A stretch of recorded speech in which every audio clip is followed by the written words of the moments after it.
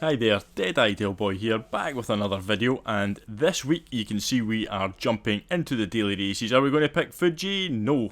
We are going to go for the Red Bull Ring. It's Group 3, it's daily race B, it's just the 5 laps, but it's a fun race, and we will jump into the car of choice for the week, which is the NSX in this lovely Castro livery.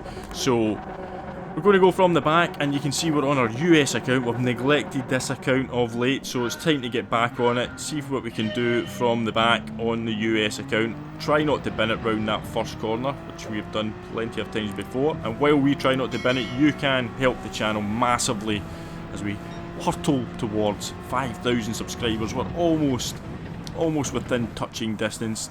I think we just need about 250 more subscribers. It seems a lot, but I know we can do it if we really try, and you can help us. Hit that subscribe button, you know you want to. Anyway, enough of the begging from me as we hurtle down to turn 3 and see if we can pick up any places here. It's usually a good spot for some carnage, but not this occasion. We do not pick up a single place, and we're just going to have to bide our time as we tuck in here and have a little look to see, will we make the move, go for it up the inside? No, we'll back off, we'll take it easy, and you're going to see he's going to run a little bit wide, and he just gets all sideways, and there's absolutely nothing we can do, nowhere we can go. You're just praying that the ghosting system will kick in.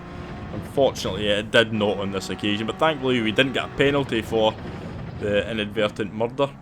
But we do pick up a couple of spots here, well, at least one place, as we get some free spots really out of the carnage going round the hairpin there, and you can see up ahead now we've got a couple of cars battling, and maybe a little opportunity to be had here.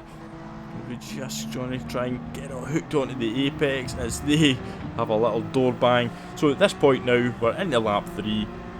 And we're sort of in the mix of the pack now. Well, still at the back of it, but we're now in amongst the race really, and some positions hopefully to be had as we get right on the back of Piston Killer and his Alpha 4C. One of the few people opting not to drive the NSX in this race. I think the 4C was actually quite competitive, if I'm honest, as we pick up a free spot there from someone serving a penalty, no doubt from the track limits, which are very tight on this track, to be honest with you.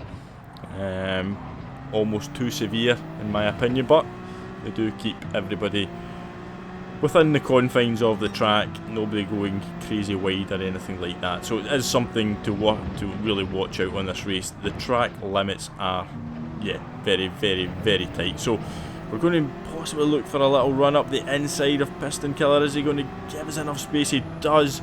You can see the little red sort of semi-circle down in the bottom corner next to the speedometer there. That's telling us how close we are, and I'd never really utilised that before. I'd never really thought much about it until GT7 came about, and I just noticed it. I don't know if it's more prominent than it was on GT Sport. You can see it's lighting up on the opposite side now just to tell us we've got a car on the inside. So if you're not going to use a radar, it's a handy little tool to have, because I know a lot of people don't like taking their eyes off that, off the main part of the screen, as we get some really good side-by-side action here. The radar obviously does help, but it does take your eyes away from the middle and away from the apexes, so you can use that to your advantage, and we do there on this occasion. We managed to get the move stuck up the inside there. We've taken the position off of Piston Killer, so that's obviously a result for us as we're up to P11 now. This is where things start to unravel slightly. As you can see, we missed the apex by about 2 years, and Piston Killer just gets right up the inside of us there. We cause a little bit of chaos behind us there, but we get an inadvertent bump draft right back up the straight. Thankfully we don't get any damage to the rear of the car, but you can see here, by the time we're going down towards the hairpin, we've got 2 cars in front of Piston Killer with half-second track limit penalties, presumably, and we've got 3 of them battling for position as well. So one of them going to run wide, and he's just going to have to rejoin the track, and he's going to have to be quite forceful because he only had grass ahead of him if he didn't. So we've got 3 wide, and surely we're just going to be like a vulture, just going to swoop in, take something from them. can we? As we get it up the inside, oh, we can indeed. And is it going to be 1, 2 positions we gain? It's just the one at the moment. We've got the inside again to worry about. You can see from the radar though that we're just going to get a little bit of a dive bomb on us, pushed a little bit wide, and that just unsettled the car, unsettled my line as we get a little bit onto the gravel. It's going to give us some dirty tyres as we try and hang it round this corner. Again, we pick up our track limit penalty and we sideswipe a piston killer as well, as he was about to die. I think we actually saved him a little bit there as he came careering into the side of the car. But we get a huge tank slapper on there going round. I think that was again from dirty tyres, and we get a little bit of contact. We just back off because I didn't really know if we'd caused issues for the cars behind us. I think we're just going to give up that spot anyway. We had a 1 second penalty, so it wouldn't have made any difference whatsoever. So yeah, an interesting first attempt at the race. So I think we decided by this point we needed to set a qualifying time, and you know, if you've tried to qualify at Red Bull Ring, that will be a familiar sight as we start the first corner. We'll come round the first corner on the first lap, and again we're going to run wide. Are we going to get a track limit penalty? Of course we are. So third attempt here, and this time we're going to put it into the wall. So eventually we managed to come across the line and actually set a lap time at 1:28.7. Not the best. It was probably started somewhere in the middle of the pack, I would imagine. So we jumped into the race, and you can see the clock ticking down there. We've got less than 30 seconds. We decided we'd have one more shot to try and qualify a little bit better, and we come across the line in a 1:28.4. So a big improvement on our previous lap. And where will that start us? Start us in P3. So we've got a chance of a podium. That's what we're thinking here. We've got a couple of quick drivers obviously in front of us, particularly the pole driver. He's a VQS, that's Vanquish Esports, so he's going to be quick. He's set a really quick lap time in the 27s. So you can see there, P2 getting hugely unsettled going round T1, but he manages to avoid a track limit penalty somehow. I think the game just recognises at times that you're not gaining any time. I don't know, not too sure, but he avoided the penalty there. But he's got dirty tyres, you can see that. He's running a really wide line there, but he comes back on. Will he pick up a track limit penalty for that one though? Yes, he will. So he's got a half-second penalty, and we're now going to get a little run on him. So we know we just need to keep tight to him and we can pick up that spot, but we both run a little bit wide and we make a little bit of contact there.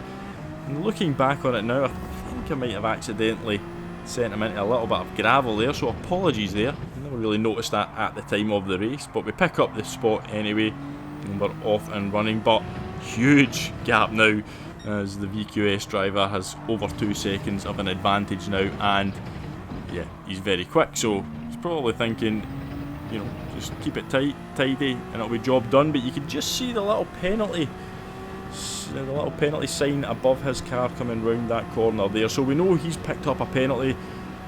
It's going to be a track limit penalty, so it's going to be at least half a second as we get round here. We can see it's a 1 second penalty, so that makes a huge difference because we've managed to haul the gap into, well, under 1.5 seconds, and he's going to serve his penalty. Interestingly though, he doesn't come off the racing line though, forcing us up the inside, which then compromises our turning into the corner, and we drift wide, but we managed to hang on to the position, although not by much. You can see from the delta, it's only 0.2 of a second as we head up to T1, so he's got a decision to make. We're going to trust that he's not going to go for the move, and he isn't, so we will safely negotiate turn 1, almost going wide. Is that going to be a track limit penalty? Is he going to get a track limit penalty?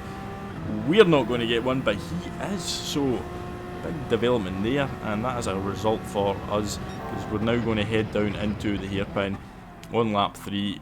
We've got the advantage now that we just need to stay ahead, and we will gain a little bit of time as he serves his penalty. Hopefully a battle will emerge, but obviously behind us with between P2, P3 and P4, and that would obviously make our job a lot easier if we can just manage to keep things tight and tidy. And this is a very technical track, so you've got to make sure that you stay really patient on some of these corners. This one in particular here, you can see here we just about hold on there, but we should really be a lot tighter in on the apex than that.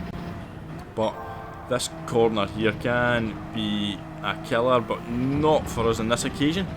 And we have managed to negotiate that lap nicely, and you can see here the gap is now going to open up as the VQS driver serves his penalty and gives up P2. So that's going to be good for us because he's obviously a very quick driver, and you can see he's now back up to P2, so they're going to have a little bit of a scrap, hopefully, as we set the fastest lap briefly of the race, quite quickly taken off of us, mind you.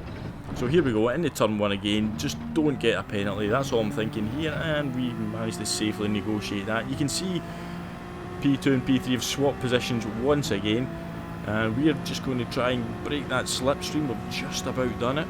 So you can see going into the hairpin again, and this is somewhere where you can so easily lose it. You've got to be really careful on the power there, but managing to power out the corner nicely. So it's all looking very, very good for us at this point, and that's not something I can usually say. Normally things happen badly for us and we bottle it. So I'm thinking I'm, not going to count my chickens here, but a 1.7 second gap. We've only got 1.5 laps to go. Surely not even I can make a mistake here, but never say never. It's me we're talking about. We've not got the greatest track record of leading from the front, but we are purple on this lap, so we are showing some okay pace for this particular race indeed. So the gap now up to 1.5 seconds between ourselves, but the gap is now, well, the positions behind us have changed once again as the VQS driver starting to find his feet, and he's got back up into P2. He's 1.7 seconds behind, and he's going to try and cut that gap. So this is going to be crucial here. Final lap, we just need to avoid losing position by going wide here, and we have managed to do it nicely.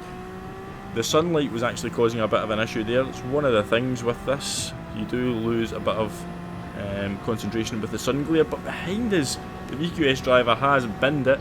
He is back down the field now. You can see he's dropped all the way back down to P7, so he's lost it at turn 1 again.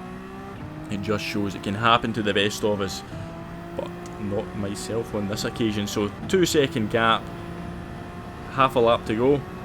It's all looking rather comfortable, but as I said, it's me we're talking about, so we can never rest on our laurels. But we're managing this race really well, to be honest with you, and I did enjoy, obviously, the car. The MR cars seem to be back, and they're fun to drive. This car in particularly, it can be a little bit sketchy, but it's all about keeping a little bit of throttle on, and you can get a little bit of a drift on it and power out the corners. I actually found it really fun to drive once I'd kind of got the hang of it. You can see here, just kind of get onto the power, drop it down into third here, a little bit of a slide, but then onto the power, and off we go. We're going to cross the line, we haven't binned it, we've won the race, briefly get the fastest lap once again, so all good, and well, all is good with the world for this week's daily races. So yeah, successfully negotiated 2 races there. Just want to thank everybody once again for watching. You're all supporting the channel massively. Again, subscribe if you want to help us get to that 5,000 mark, and that would be very much appreciated. But I'll leave you all with that. Look at this beautiful sight in NSX in the Castrol livery. Lovely. So yeah, thanks again for watching, and I'll see you all on the next one. Goodbye.